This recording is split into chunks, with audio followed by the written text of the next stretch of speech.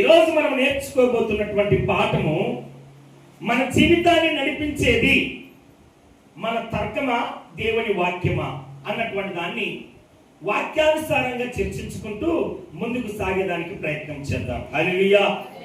ఈనాడు తర్కము అంటే చాలా మటుకు నేను సేవకుల దగ్గర నుంచి మొదలు పెడుతున్నాను. సేవకులైతేనేమి, సువార్థికులైతేనేమి, మహాగణముగా ఉపయోగించబడుతున్నటువంటి, ప్రయోగింపబడుతున్నటువంటి, వాడబడుతున్నటువంటి ప్రవక్తలైతేనేమి, సంఘ కాపరులైతేనేమి, విశ్వాసులైతేనేమి, దేవుణ్ణి ఎరిగినటువంటి వారైతేనేమి, దేవుణ్ణి ఎరగనటువంటి వారైతేనేమి, అందరూ కూడా వారికి అర్థం కానటువంటి విషయాలను దేవుడు తెలియపరిచినటువంటి పరిశుద్ధ లేఖన గ్రంథములో, ఈ గ్రంథములో రాయించినటువంటి మాటలు అర్థం కానటువంటి అనుభవాలతో ఉన్నటువంటి వారు తర్కిస్తూ ఉంటారు. అంటే వాదోపవాదాలు చేస్తూ ఉంటారు. దైవార్థమైనటువంటి తర్కము జ్ఞానాన్ని నేర్పిస్తుంది. కానీ ఈ తర్కం అన్నటువంటిది దైవానుసారంగా ఉంటే ఓకే. ఎలా ఉంటున్నాయి? వాదోపవాదాలుగా, నువ్వు ఎక్కువ నేను తక్కువ అన్నటువంటి స్థితిలో ఉంటూ ఉన్నాయి. దేవుడికి మహిమ కలుగును గాక. ప్రేమైనటువంటి దైవ జనాంగమా, ఒక దైవజనుడు గడిచినటువంటి 2 దినముల క్రితం నాకు ఫోన్ చేశాడు. హల్లెలూయా. ఫోన్ చేసి బాగున్నారాయా అని పలకరిస్తూ ఉంటే, నేను కూడా బాగున్నాను పాస్టర్ గారని చెప్పి మేమిద్దరం కూడా యోగక్షేమాలను గురించి మాట్లాడుకుంటూ ఆ వైనములో నేను దైవజనుడిని ఒక మాట అడిగాను. ఏమనంటే, అయ్యగారు, ఈ సంవత్సరము వాగ్దానము దేవుడు మహిమకరంగానే నీతో మాట్లాడాలా అని అడిగాను. ఆయన ఉన్నటువంటి నాతో అన్నటువంటి మాట ఏంటంటే, వాగ్దానము ఆచారమా ఆజ్ఞ అన్నాడు. హల్లెలూయా. ఏంటంట? ఆచారమా ఆజ్ఞ అన్నాడు. అంటే దాని భావం ఏమిటంటే, ప్రతి సంవత్సరము వాగ్దానము తీసుకోమని బైబిల్లో ఉందా? మొదటిది. రెండవది, లేదు మన పెద్దలు చేస్తున్నారు కనుక ఆచారబద్ధకంగా చేస్తున్నారా అని అడిగాడు. నేను అడిగాను, అన్న ఇంతకు నువ్వు ఏ ఉద్దేశంతో తీసుకున్నావు అని నేను చెప్పాను. అడిగితే నేను ఆచారంగానే తీసుకున్నాను అన్నాడు. హల్లెలూయా. ఇప్పుడు నేను ఒకవేళ అట్టట్లనా, దేవుని యొక్క వాక్యము, దేవుని యొక్క ఉద్దేశము, దేవుని యొక్క చిత్తము వేరే కదా. వాగ్దానం పొందేదానికి అబ్రహాము ఏ విధంగా అయితే వాగ్దానమును పొందాడో, పిలుపును పొందాడో, అలాగే మనం ముందుకు సాగాలి కదా. అంటే నువ్వు చదువుతున్నటువంటి 66 పుస్తకాలు కలిగినటువంటి బైబిల్ గ్రంథంలో ప్రతి సంవత్సరము వాగ్దానం తీసుకోవాలని ఉందా? ఈ పరిశుద్ధ లేఖన గ్రంథంలో ఉన్నటువంటి ప్రతి మాట వాగ్దానమే. నువ్వు ప్రార్థన చేయక, నువ్వు విశ్వసించక, నీవు దేవుని యొక్క చిత్తం ఏంటో కనిపించకుండా పోయి కార్డు ముక్క తీసుకుంటే అది వాగ్దానం అవుతుందా అని నన్ను ప్రశ్నించావు. నేనన్నాను, విశ్వాసుల సంగతి తర్వాత ముచ్చట, అన్యజనుల సంగతి తర్వాత ముచ్చట. నువ్వు దైవజనుడు కదా, నువ్వు ఆచారంగా ఎలా తీసుకున్నావు? దేవుడు చెప్పినటువంటి మాటలు ఎందుకని నువ్వు చెప్పలేదు కదా బైబిల్లో. నువ్వు ఎందుకు తీసుకున్నావు? ఆచార పద్ధతి నువ్వు ఎందుకు చేశావు అని నేను అడిగితే, ఆయన మరలా నన్ను తిరిగి ప్రశ్నించినటువంటి మాట ఏంటంటే, ఒకవేళ నువ్వు దైవజనుడు కదా, అన్య జనులు నిన్ను అడిగితే నువ్వేం చెప్తావు? హల్లెలూయా. చెప్పాలి గట్టిగా, హల్లెలూయా. ఇప్పుడు ఇది ఏమైపోయింది? తర్కమైపోయింది. అందుకనే నాటి సమాజంలో చాలా మంది క్రీస్తు ప్రభుల వారిని ఎరిగిన వారైతేనేమి, ఎరగనటువంటి వారైతేనేమి, అన్య జనులైతేనేమి, అందరూ కూడా యేసుక్రీస్తు 25వ తారీఖు జన్మించాడా అని ప్రశ్నిస్తున్నారు. 25వ తారీఖు గురించి మాట ముచ్చట పక్కన పెట్టు, ఇంతగా యేసు ప్రభు జన్మించాడా? హల్లెలూయా. ఇప్పుడు ఇది ఏమైతుంది? తర్కానికి దారి తీస్తుంది. వాదనకు దారి తీస్తుంది, విభేదాలను సృష్టిస్తుంది. రకరకాలైనటువంటి వంచనతో కూడుకున్నటువంటి మాటలను వెలికి తీస్తున్నారు. అందుకే పరిశుద్ధాత్మ దేవుడు మనతో మాట్లాడుతున్నటువంటి మాట ఈరోజు అదే. నువ్వు జీవిస్తున్నటువంటి జీవితం మనుగడ, నువ్వు జీవిస్తున్నటువంటి జీవిత విధానము అది తర్కంతో కూడుకున్నదా లేదు వాక్యానుసారమైనటువంటిదా? కొరింథీయులకు రాసిన 2వ పత్రిక 5వ అధ్యాయము 7వ వచనాన్ని చదువుకొని ముందుకు. గనుక ఈ దేహములో నివసించుచున్నంత కాలము ప్రభువునకు దూరముగా ఉన్నామని ఎరిగియుండియు ఎల్లప్పుడూ ధైర్యము కలిగినటువంటి వారమై ఉన్నాము. దేవునికి మహిమ కలుగును గాక. మేము చూచుట చేత కాదయ్యా, విశ్వాసము చేత నమ్ముచూ ఉన్నాము. హల్లెలూయా. వాళ్ళ చెప్తున్నటువంటి ఆ మాట యొక్క పరమార్థం అదే. మేము శరీరమునందు ఉన్నాము, అయితే మేము దేవునికి దూరంగానే ఉన్నాము, ఆయన చూడలేము. మేము దేని ద్వారా నమ్ముతున్నాము? విశ్వాసము ద్వారా నమ్ముతున్నాము. హల్లెలూయా. యేసుక్రీస్తు వచ్చిన మాట నిజం. 33.5 సంవత్సరాలు మనకు మాదిరికరమైనటువంటి జీవితాన్ని జీవించింది నిజం. ఆయనను సిలువ వేసింది నిజం. సమాధిలో ఉంచింది నిజం. వెళ్ళినటువంటి దేవుడు తిరిగి నేను మరలా మిమ్మల్ని తీసుకెళ్లేదానికి వస్తానని చెప్పింది కూడా నిజం. దానికి ఆధారితమైనటువంటి మాటలు పరిశుద్ధ గ్రంథం చెప్తుంది. ఎప్పుడు వస్తాడు? ఇది తర్కం. వచ్చేటువంటి సూచికలను చెప్పారు ఆయన. భూకంపాలు కలుగుతాయి, ఏమండి, రాజ్యముల మీదకి రాజ్యములు లేస్తాయి, ఇలాగా అనేక సూచనలు ఇచ్చాడు. అందుకే ఒక భక్తుడు ఆ రాకడ సమయంలోనట తల్లి జాడ పిల్లకుండదట, పిల్ల జాడ తల్లికుండదట. తండ్రి అయినటువంటి దేవుడు మేఘారూఢై మధ్యాకాశంలోనికి వచ్చినటువంటిది సంగతి కుమారుడికి కూడా తెలియదు. ఒకవేళ తెలిసి చెప్పేవాడు, తెలియపరచలేదు. అందుకే అంటున్నాడు, నేను దొంగ వచ్చినట్టుగా వస్తానని చెప్పాడు. అంటే దాని అర్థం దొంగని కాదు. హల్లెలూయా. మీరు ఇంకా కావాలంటే చదువుకోండి. దొంగ వచ్చినట్టు వస్తానన్నాడు, ఆయన దొంగ అనేటువంటి మహానుభావులు కూడా భూమి మీద లేకపోలేదు.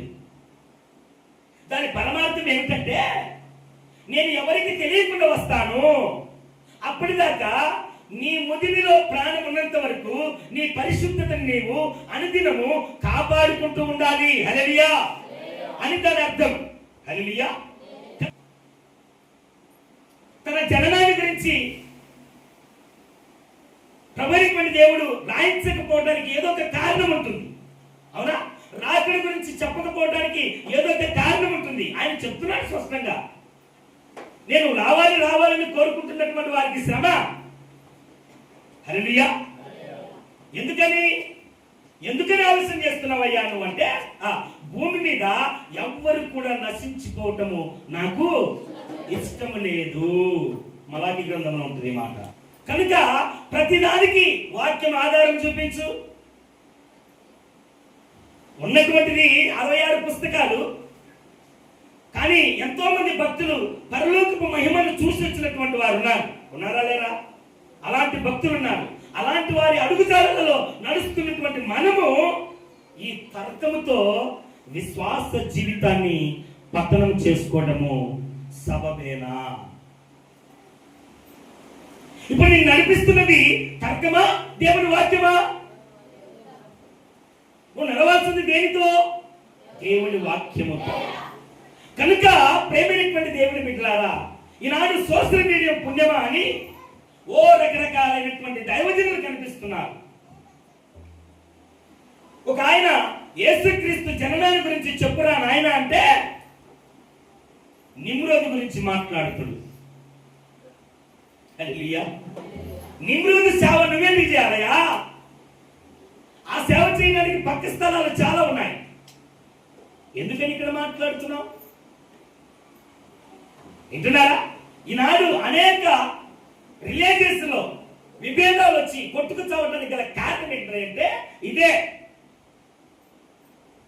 నీ సత్యం ఏమిటో, నీ తండ్రి యొక్క ఔన్నత్యం ఏమిటో, దాని యొక్క విలువ ఏమిటో దాన్ని మాత్రమే ప్రకటించు. నేనెవరెవరు యేసుక్రీస్తుని గురించి ప్రకటిస్తున్నటువంటి ఒక వ్యక్తి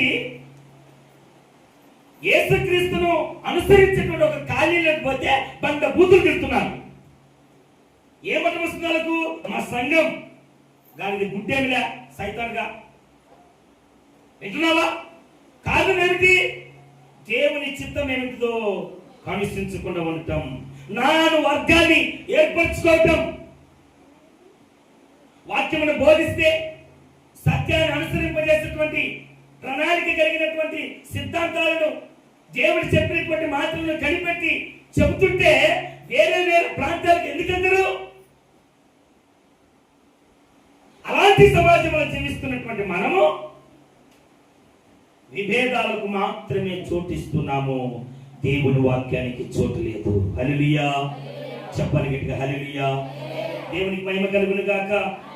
సామెతల గ్రంథము 14వ అధ్యాయము 12వ వచనంలో ఆయన మాట్లాడుతూ చెప్తున్నటువంటి మాట ఏమిటంటే, సామెతల గ్రంథము 14వ అధ్యాయము వచనము 12, ఒకని ఎదుట సరైనదిగా కనబడు మార్గము కలదు, అయితే తుదకు అది. దేవునికి మహిమ కలుగును గాక. అమ్మా, అక్క, అయ్యా, దయచేసి గమనించండి. నువ్వు వెళ్తున్నటువంటి మార్గము నీకు సబబుగానే కనబడుతుంది, అది మంచిదిగానే ఉన్నట్టు కనిపిస్తుంది. కానీ తుదకు అదేమైతుంది? మరణానికి దారి తీస్తుంది. హల్లెలూయా వింటున్నారా? నీ మార్గము నీకు కాదు అనుకూలంగా ఉండాల్సింది. ఎవరికి ఉండాలి? యేసుక్రీస్తు ప్రభుల వారికి ఉండాలి. దేవునికి స్తోత్రం కలుగును గాక. దేవునికి మహిమ కలుగును గాక. మనసులో న్యాయమైనటువంటి మార్గము, తనకు తాను న్యాయంగా అనిపించేటువంటి మార్గము వెళ్తున్నాడు. ఆ మధ్య నేను ఒక పోస్ట్ చూశాను. వాళ్ళ భార్యతో రోజు గొడవేనట. వాళ్ళ భార్యతో మాట్లాడారు. మీరు బుక్కులలో రాయటము, తర్వాత అండర్లైన్ చేయడం ఎక్కువైపోయింది, వాక్యం వినడం తక్కువైపోయింది. నా బాధ కూడా అదే. రెఫరెన్స్ రాసుకోండి, వెళ్ళిన తర్వాత వాటిని మీరు ఏం చేయాలనుకుంటున్నారో అది చేయండి. హల్లెలూయా. ప్రేమైనటువంటి దేవుడి బిడ్డలారా, ఆయన ప్రభు అయినటువంటి దేవుడు మాట్లాడిస్తున్నటువంటి మాట ఏమిటంటే, ఒక వ్యక్తి తన మార్గము తనకు సబబుగానే కనబడుతుంది. అలాంటి వైనంలో ఒక చిన్న మాట చెప్పాలనుకుంటున్నాను. ఇద్దరు భార్యాభర్తలు ఉన్నారు. ఆ ఇద్దరు భార్యాభర్తలలో తండ్రి అయినటువంటి దేవుడి యొక్క సన్నిధానంలోనే వివాహమైంది. ఆ పక్క సేవకుడు, ఈ పక్క సేవకుడు, ఇరువురు కూడా ఇదిగో అమ్మాయి తోపు తుడుము, ఇదిగో అబ్బాయి తోపు తుడుము అని చెప్పే వివాహం చేసుకున్నాను. కానీ ఒక్క రోజు కూడా మనశ్శాంతి లేదంట. ఏం లేదంట? మనశ్శాంతి లేదంట. ప్రతిరోజు గొడవలే. తుమ్మితేనే నాకు చెప్పకుండా ఎందుకు తిమ్మినావు అని భర్త అంటే, భార్య అంటది నీళ్లు తాగితే నాకు చెప్పకుండా ఎందుకు నీళ్ళు తాగినావు? నీళ్లు కావాలంటే నన్ను అడగాలి, నేను తెప్పిస్తా కదా. ఉదాహరణకు చెప్తున్నాను, అలాంటిది కాదు చెప్తున్నాను. ఇలాగా చిలికి చిలికి చిలికి చిలికి చిలికి చిలికి ఎన్న బయటకు వచ్చినట్టు ఈర్ష్య, పగ, ద్వేషము అన్నటువంటివి అధికమైపోయి డివోర్స్ తీసుకోవాలన్నటువంటి తారక స్థాయిలోకి వెళ్ళిపోయారు. ఆ వ్యక్తి అంటున్నటువంటి మాట, రోజు ఈ బాధపడేదానికంటే ఈ అమ్మాయి నేను విడిపించుకోవడం మంచిదనుకున్నాను. ఇది మంచిదేనా కాదా? మీరు మాట్లాడాలి. ఇప్పుడు ఏమి తెలియనటువంటి గుడ్డల షాపులు ఉన్నటువంటి మట్టి బొమ్మల మాదిరి కూర్చోమాకండి. వాక్యం అర్థమవుతుందా కాలేదా? ఇప్పుడు అబ్బాయి ఏమంటున్నాడు? రోజు ఈ తటకం పడేదాని బదులు అసలు ఒక్కసారి విడిపించుకుంటే మనసు కుదార్థంగా ఉంటుంది, మిగిలినటువంటి రోజులన్నా ప్రశాంతంగా బతకొచ్చు అని అనుకున్నాడట. ఇది తప్ప రైటా? మాట్లాడలే. కరెక్టేనా? తప్ప? అబ్బాయి ఆలోచన తప్ప? కొంతమంది నిజమే కదా అని అంటే ఏం దీనిలో, అంత తప్పు కాదంటే ఏమో. హల్లెలూయా చెప్పాలి గట్టిగా హల్లెలూయా. తప్పా రైటా? మోసేయ తప్పా రైటా? తప్పేనా? దేవునికి స్తోత్రం కలుగును గాక. ఓబులమ్మా తప్పా రైటా? తప్పంటే మరి రోజు బాధండి నాకు. నా ప్లేస్ లో నువ్వు ఉండి అనుభవిస్తే తెలుస్తుంది అని అంటున్నాడు అబ్బాయి. అందుకే వాడి మార్గము వారికి అనుకూలంగా కనబడుతుంది, అది లెక్క. కానీ యేసు మార్గం ఏం చెప్తుందంటే, ప్రమాణం చేయించేటప్పుడు చెప్పారు ఏమని? కష్టములోను, సుఖములోను, వ్యాధిలోను, సౌఖ్యములోను నీకు నేను ప్రామాణికముగా ఉంటాను. చెప్పండి. దేవుని సత్యవిధి ఇది. కానీ వానికి తటస్థించినటువంటి ఆ బాధను బట్టి వాడు అది కరెక్ట్ అనుకుంటున్నాడు, ఆ అమ్మ అది కరెక్ట్ అనుకుంటుంది. ఎందుకు పాస్టయ్య రోజు పని చేస్తాడు, ఫుల్గా తాగి వస్తాడు, ఇంట్లో ₹1 అయ్యాడు, పిల్లలు పస్తే నేను పస్తే, నేను ఎక్కడికైనా బయటికి పనికి వెళ్తే అనుమానిస్తాడు, ఎన్ని రోజులు భరించాలి, నేను డివోర్స్ తీసుకుంటున్నాను అంటున్నటువంటి తల్లులు కూడా లేకపోలేదు. ఎవరి మార్గం చదవండి, ప్రమాణం చదవండి. ఎవరి మార్గము వానికి న్యాయముగా, ఒకని ఎదుట సరైనదిగా కనబడి మార్గము కలదు, అయితే తుదకు అది ఏంటంట? మరణములోనికి త్రోసివేయు. దేవునికి స్తోత్రం కలుగును గాక. ఇప్పుడు నేను ఇలాగా అడగడము కరెక్టే, బైబిల్లో లేదుగా అన్నట్టుగా అడిగాను. నిజమే, యేసుక్రీస్తు యొక్క జననపు తేదీ బైబిల్లో లేదుగా, నేను అడిగితే తప్పేది, తెలియని దాన్ని తెలుసుకుంటే తప్ప అని అడుగుతాడు. అరే విశ్వాసముతో జీవించరా అయ్యా అని చెప్తే, ఆధారాలు కావాలంటే నిన్ను 2023, 25, 26 సంవత్సరాలు ఎన్నికి తీసుకెళ్ళాలి. అవునంటారా కాదంటారా? అవునంటారా కాదంటారా? చూస్తే కానీ నమ్మనటువంటి వ్యక్తితో అన్నాడు, చూసి నమ్మిన వాడి కంటే చూడక నమ్మిన వాడు ధన్యుడు. అమ్మాయి మరణం తర్వాత మధ్యాకాశంలో తీర్పు ఉంటుంది. ఆ తీర్పు తర్వాత నరకమా పరలోకమా అన్నటువంటిది నిర్ధారించబడుతుందంటే, నువ్వు పోయి చూసి వచ్చినావు. హల్లెలూయా. అడుగుతున్నా లేదా ఇప్పుడు? అమ్మా ఎందుకమ్మా గుప్పాలు గుప్పాలుగా వక్కాకి నవ్వుతున్నావు? దాని ద్వారా క్యాన్సర్ వస్తుంది, దాని ద్వారా చాలా ఇబ్బందులు కలుగుతున్నాయి, అల్సర్ వస్తుంది, రకరకాలైనటువంటి వ్యాధుల పాలవుతున్నారు, కడుపులో ఆ కైపంతా వెళ్ళి పొక్కిపోతుంది అని చెబితే వేసుకోవడం మానుతున్నారా? దీనికి అడగరు, నువ్వు చూసి వచ్చినావా అని అడగరు. అవునమ్మా చూసి వచ్చినా, హాస్పిటల్కి రండి చూపిస్తాను చెప్తావు. అంటే మనకు అనుకూలంగా కనబడితే చాలు, అది ఏదైనా సరే దాన్ని మనం చేసేదానికి ప్రయత్నం చేస్తున్నాం. కానీ వాక్యం ఏం చెప్తుంది? వాక్యం ఏం చెప్తుంది? నిన్న న్యూ ఇయర్ రోజున మాట్లాడినాం ఏమని? వ్యర్థమైనటువంటి పనులు, పనికిరాని పనులు చేయుట మానుకోవాలి. హల్లెలూయా. చెప్పాలి మీకు హల్లెలూయా.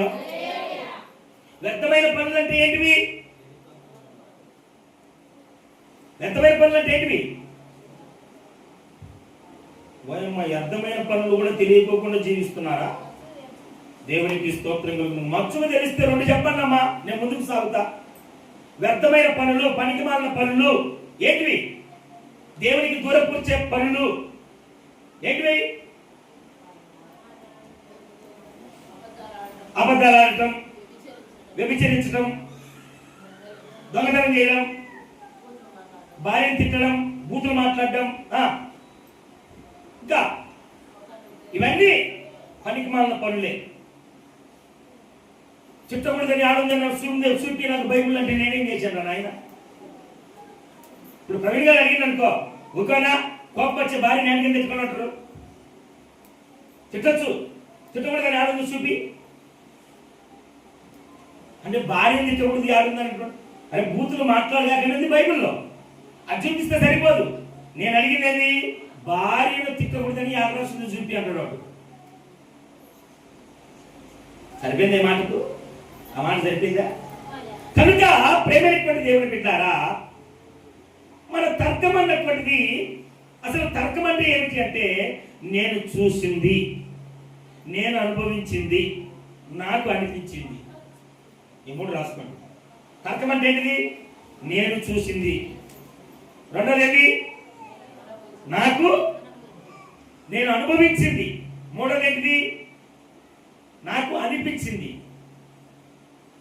దేవునికి మహిమ కలుగును గాక. నా ప్రేమైనటువంటి దేవుని బిడ్డలారా, ఇలాగా తర్కానికి ఒడిగడుతున్నారు సేవకుల సహితము. కానీ మనం బ్రతకాల్సింది ఏంటో? దేవుడు వాక్యంతో. అబ్రహాం గారికి దేవుడు వాగ్దానం చేశాడా?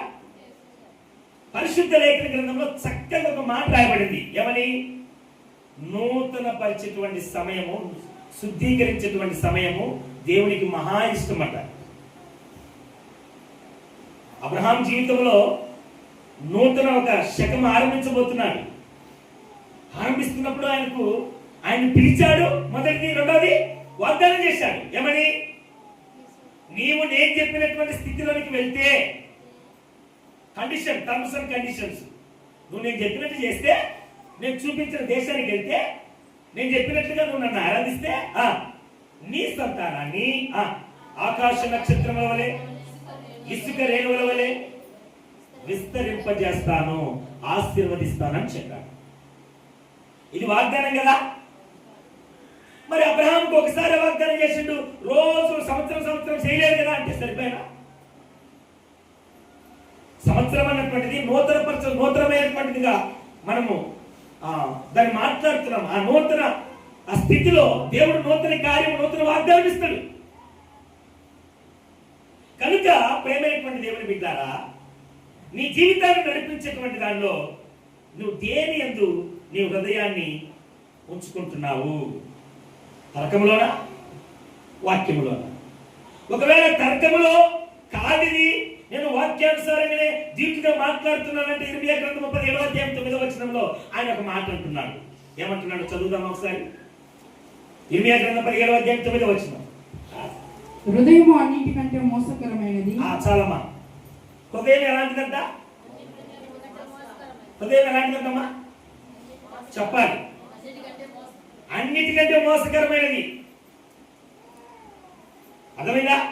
అందుకే ఆ మోసకరమైనటువంటి దాన్ని పరిశుద్ధపరచబడాలంటే ఆడేముండాలి? నా హృదయానికి అనిపించింది, నేను చేసేసిన అంటే సరిపోయినా? నా హృదయంలో ఉంది కాబట్టి నేను మాట్లాడినా.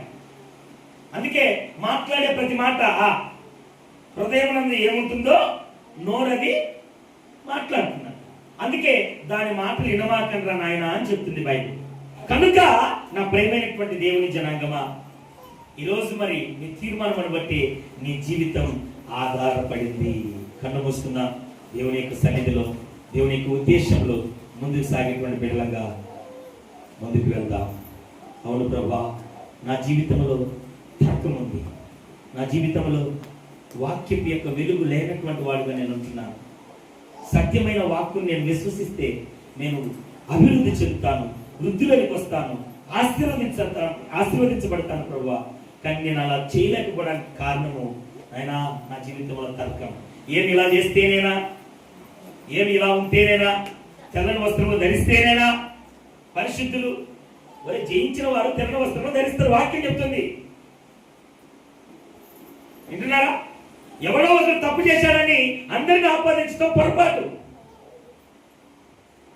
వింటున్నారా? దయచేసి గమనించండి. దేవుడి యొక్క చిత్తాన్ని కనిసించి ముందుకు సాగుదాం.